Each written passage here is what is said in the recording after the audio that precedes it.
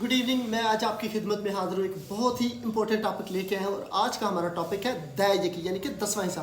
तो इसका थोड़ा सा माजी देखते हैं कि ये कब और कैसे स्टार्ट हुई और किन लोगों को जाके लगती थी और कौन देते थे और कौन लेते थे। मेरे साथ रहिएगा।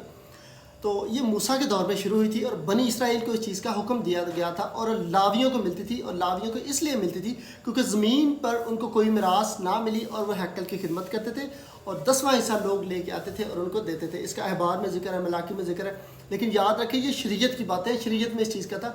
नए अहदनामे में ऐसा कोई भी नहीं है।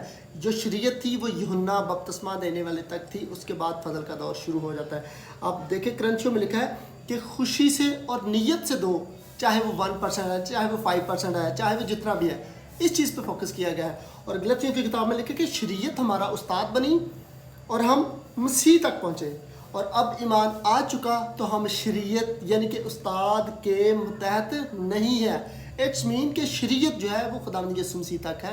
अब आप ये कहेंगे कि खुदावंद यीशु मसीह तो शरीयत को मुकम्मल करने आए थे। तो इसका मतलब है कि जो नबूवतें थी उनकी तकमील खुदावंद यीशु मसीह है। 10वां हिस्सा जो है वो यहूदी देते थे, वो शरीयत की बात थी। अब नए दौर में फजल के दौर में 10वें हिस्से का कोई कॉन्सेप्ट कोई जिक्र नहीं है। इवन कि पौलुस रसूल तो ये कहता है कि अगर तेरे अपने घर की ज़रूरत है तो सबसे पहले तो वो जाके पूरी कर।